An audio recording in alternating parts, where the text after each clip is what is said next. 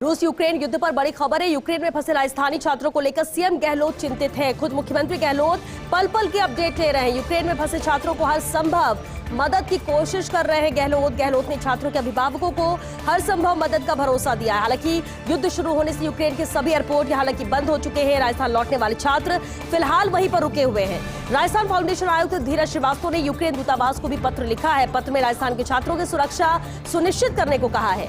राजस्थान के छात्रों को हर संभव मदद करने को भी कहा है। विदेश मंत्रालय को पत्र लिखकर छात्रों को सुरक्षित लाने का आग्रह किया गया। साथ ही कहा है कि हम यूक्रेन दूतावास के लगातार संपर्क में हैं, छात्रों के अभिभावकों की चिंता को समझ सकते हैं। तो मुख्यमंत्री अशोक गहलोत लगातार गंभीर है इसे लेकर और फीडबैक भी पल पल का लिया जा रहा है। हालांकि हवाई सेवा वहां पर बंद हो गई और इसलिए वहां पर छात्रों को रुकना पड़ रहा है, लेकिन हर संभव कोशिश की बात यहां पर की जा रही है, मदद की बात की जा रही है। जो यूक्रेन में फंसे हुए छात्र, गहलोत ने छात्रों के अभिभावकों को भी हर संभव मदद का भरोसा दिया है। हालांकि युद्ध शुरू होने से यूक्रेन के सभी एयरपोर्ट यहां बंद हो चुके हैं और ऐसे में राजस्थान लौटने वाले छात्र अभी फिलहाल वहीं पर रुके हैं। राजस्थान फाउंडेशन आयुक्त धीरज श्रीवास्तव ने यूक्रेन दूतावास को इसे लेकर पत्र भी लिखा है और पत्र में राजस्थान के छात्रों की सुरक्षा सुनिश्चित करने को कहा है। राजस्थान के छात्रों को हर संभव मदद करने को कहा है। विदेश मंत्रालय को पत्र लिखकर छात्रों को सुरक्षित लाने का आग्रह किया है। संयुक्त अरब अमीरात के दौरे पर लोकसभा अध्यक्ष ओम बिरला, स्पीकर बिरला और शेख नहायन बिन मुबारक अल नहायन की हुई भेंट। अमीरात के सहिष्णुता एवं सह-अस्तित्व मंत्री हैं शेख नहायन बिन मुबारक अल नहायन। शेख नहायन बिन मुबारक अल नहायन ने भारत की तारीफ की है। भारत एक शांतिपूर्ण देश जहां सभी धर्मों को पर्याप्त सम्मान है। विश्व में भारत शांति का प्रतीक है। वैश्विक शांति में भारत की अहम भूमिका है। भारत के लोकतांत्रिक मूल्यों की भी शेख नहायन ने सराहना की। दोनों के बीच काफी देर तक विभिन्न मुद्दों पर चर्चा हुई। स्पीकर बिरला ने कहा, भारत में सभी धर्मों के लोगों का समान अवसर है।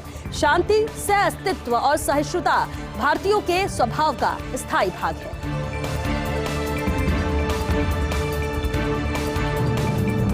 राजस्थान विधानसभा का बजट सत्र, बजट पेश होने के बाद अब सदन में बजट पर बहस शुरू। 4 दिन में करीब 16 घंटे होगी बजट पर बहस। कांग्रेस को मिले चर्चा के लिए 8 घंटे 36 मिनट, भाजपा को चर्चा के लिए मिले हैं 5 घंटे 41 मिनट, आरएलपी को 15 मिनट, माकपा बीटीपी को मिले हैं 10-10 मिनट, लोकदल को मिला है बहस के लिए 5 मिनट का समय। 3 मार्च को मुख्यमंत्री गहलोत बजट बहस पर जवाब देंगे। बजट पेश होने के बाद अब सदन में बजट पर बहस भी शुरू होगी। 4 दिन में करीब 16 घंटे बजट पर बहस होगी और कांग्रेस को इसमें चर्चा के लिए 8 घंटे 36 मिनट मिले हैं। भाजपा को वही चर्चा के लिए 5 घंटे 41 मिनट दिया गया है। आरएलपी को 15, माकपा बीटीपी को 10-10 मिनट, लोकदल को मिले हैं बहस के लिए 5 मिनट का समय। बता दें आपको 3 मार्च को मुख्यमंत्री अशोक गहलोत बजट बहस पर जवाब देंगे। विधानसभा में आईफोन और बुआ फूफा का किस्सा। भाजपा के एक विधायक कांग्रेस के एक विधायक को कहते हैं फूफा जी। आज जब सदन के गलियारों में फूफा जी के जैसे ही पैर छुए भाजपा के विधायक ने, तभी चल पड़ी आईफोन को वापस लौटाने की बात। तो फूफा जी ने मजाकिया लहजे में कह दिया अपने भतीजे विधायक से, अगर तुम्हें फोन नहीं रखना है तो अपनी बुआ जी को दे दो। इतना सुनते ही भतीजे की स्थिति हो गई काटो तो खून नहीं जैसी। ये किस्सा आज विधानसभा के अंदर देखने को मिला। विधानसभा में आईफोन और बुआ फूफा का ये किस्सा है, जहां भाजपा के एक विधायक कांग्रेस के एक विधायक को कहते हैं फूफा जी। आज जब सदन के गलियारों में फूफा जी के जैसे ही पैर छुए भाजपा के विधायक ने और तभी चल पड़ी आईफोन को वापस लौटाने की बात। और इस दौरान फूफा जी ने मजाकिया लहजे में कह दिया अपने भतीजे विधायक से कि अगर तुम्हें फोन नहीं रखना है तो अपनी बुआ जी को दे दो। और इतना सुनते ही भतीजे की स्थिति हो गई काटो तो खून नहीं जैसी। पीसीसी चीफ गोविंद सिंह डोटासरा का दिल्ली दौरा। आज शाम 7:30 बजे इंडिगो की फ्लाइट से दिल्ली रवाना होंगे डोटासरा। आज रात 8:25 पर दिल्ली पहुंचकर डोटासरा रात्रि विश्राम करेंगे और दिल्ली में कल कांग्रेस के कई वरिष्ठ नेताओं से मुलाकात संभव है। कल शाम 5:40 पर स्पाइस जेट की फ्लाइट से जोधपुर रवाना होंगे और कल शाम 7:05 पर जोधपुर पहुंचे कर वहां रात्रि विश्राम करेंगे। 26 फरवरी को डोटासरा पचपदरा बायतू होते हुए पहुंचेंगे बाड़मेर। बाड़मेर में 2 दिवसीय जिला आवासीय प्रशिक्षण कार्यक्रम में भाग लेंगे। बाड़मेर से अपराह्न 4:15 बजे रवाना होकर डोटासरा जैसलमेर पहुंचेंगे। 27 फरवरी को पीसीसी चीफ डोटासरा प्रशिक्षण शिविर में भाग लेंगे और दोपहर 12:30 बजे डोटासरा जैसलमेर से जयपुर के लिए रवाना होंगे।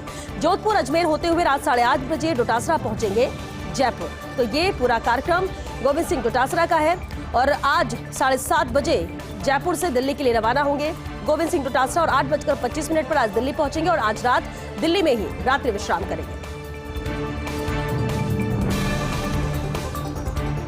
राजस्थान विधानसभा का बजट सत्र। विधानसभा अध्यक्ष डॉक्टर सीपी जोशी की विधायकों को 2 टूक स्पीकर डॉक्टर जोशी ने सत्ता पक्ष और विपक्ष के विधायकों को दो टूक कहा।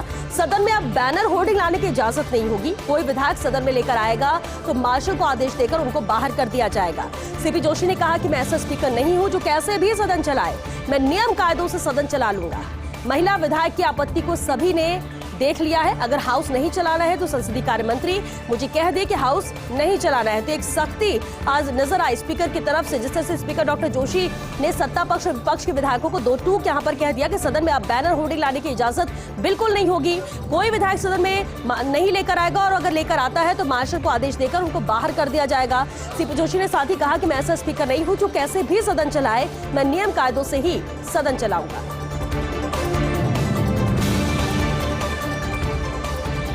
बजट पर दिए बयान पर डॉक्टर सतीश पुनिया ने माफी मांगी। कहा मेरे बयान से कोई आहत हुआ तो क्षमा प्रार्थी हूं। अक्सर इस तरह के शब्दों का इस्तेमाल मैं नहीं करता, लेकिन अनायास ही इस तरह के शब्द मेरे मुख से निकले। किसी को ठेस पहुंची हो तो विनम्रता से क्षमा मांगता हूं। बजट पर अपना पक्ष रखते हुए प्रदेश अध्यक्ष सतीश पुनिया ने यह बयान दिया था। बजट ऐसा है जैसे काली दुल्हन को मेकअप करवा कर लाया गया हो। डॉक्टर पुनिया के बयान पर कई नेताओं सहित महिलाओं ने भी कड़ी निंदा की, जिसके बाद अपने इस बयान पर माफी मांगी है भाजपा प्रदेश अध्यक्ष डॉक्टर सतीश पुनिया ने। उन्होंने कहा कि मेरे बयान से कोई आहत हुआ तो उसके लिए मैं क्षमा प्रार्थी हूं। अक्सर इस तरह के शब्दों का इस्तेमाल मैं बिल्कुल नहीं करता, लेकिन अनायास ही इस तरह के शब्द मेरे मुख से निकले और किसी को ठेस पहुंची हो तो विनम्रता से क्षमा मांगता हूं। बजट पर अपना पक्ष रखते हुए प्रदेश अध्यक्ष सतीश पुनिया ने यह बयान दिया था, जिसमें उन्होंने कहा था कि बजट ऐसा है जैसे काली दुल्हन को मेकअप करवा कर लाया गया हो। और इस बयान पर अब कई नेताओं सहित महिलाओं ने भी कड़ी निंदा की, जिसके बाद क्षमा इस बयान को लेकर मांगी है सतीश पुनिया ने। दवा दुकानों पर नहीं चलेगा दिखावे का एक्शन। फील्ड की कार्रवाई और एक्शन में एकरूपता को लेकर सख्ती बरती गई है। औषधि नियंत्रक अजय फाटक ने इसे लेकर जारी किया है आदेश। अधिकारियों को आदेश जारी किया गया। लाइसेंस निलंबन और निरस्त करने का 1 माह में फैसला लेना होगा। एडीसी कागजों में दबाकर नहीं रख सकेंगे अब दुकान पर कार्रवाई का आदेश। संस्था एरिया डीसीओ थाना इंचार्ज को तत्काल ईमेल पर सूचना देनी होगी। फर्स्ट इंडिया से प्रमुखता से खबर को उठाया था। फील्ड में चल रहे खेल का ये मुद्दा उठाया गया था और दरअसल गड़बड़ी करने वाली दवा फर्मों पर कार्रवाई का यहाँ पर अधिकार दे रखा है। डीसीओ की रिपोर्ट पर सहायक औषधि नियंत्रक के पास ये अधिकार है, लेकिन कार्रवाई के आदेशों में एडीसी स्तर के अफसरों ने निकाल रखी है एक रास्ता भी, एक गली भी। सिर्फ एरिया डीसीओ थाने के नाम निकाली जाती है, खाना पूर्ति की प्रतिलिपि, और ऐसे में जिनकी बैठ जाती है ट्यूनिंग वे फर्म निलंबन काल में जारी रखते हैं काम। लेकिन अब ईमेल पर सूचना भेजने के निर्देश से पाबंद होंगे सभी जिम्मेदार। आखिरकार जिस फर्म पर एक्शन हुए हैं आदेश, उनका फील्ड में क्रियान्वयन होगा।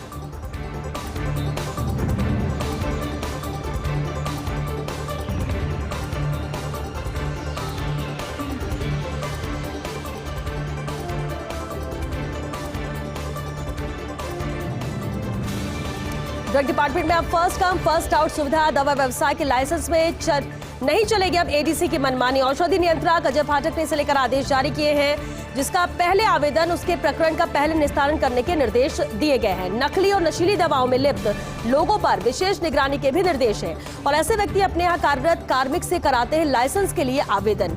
बाकायदा कार्यानुभव जारी करके करवाते हैं लाइसेंस के लिए आवेदन और ऐसे मामलों में फील्ड अधिकारियों को विशेष निगरानी के निर्देश भी दिए गए हैं।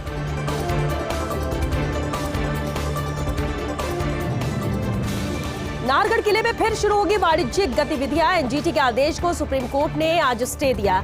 नाहरगढ़ संरक्षित वन क्षेत्र में 4 अक्टूबर 2021 को एनजीटी ने रोक लगाई थी। संरक्षित वन क्षेत्र में रेस्टोरेंट और लाइट एंड साउंड शो बंद करने के ये आदेश थे। राज्य सरकार की ओर से एएजी मनीष सिंह और मनीष सिंघवी द्वारा की गई थी पैरवी। सुनवाई के बाद सुप्रीम कोर्ट ने लगाई एनजीटी के आदेश पर रोक और अब नाहरगढ़ में फिर से शुरू होगा पड़ाव restaurant light and sound show. तो एक बार फिर से ये शुरू हो सकेगा जिस पर पाबंदी लगाई गई थी। संरक्षित वन क्षेत्र में रेस्टोरेंट और लाइट एंड साउंड शो बंद करने के पहले आदेश दिए थे, लेकिन राज्य सरकार की ओर से एएजी मनीष सिंह और मनीष सिंघवी द्वारा इसे लेकर पैरवी की गई। सुनवाई के बाद सुप्रीम कोर्ट ने एनजीटी के आदेश पर रोक लगाई है और अब नाहरगढ़ में फिर से पड़ाव restaurant light and sound show शुरू होगा।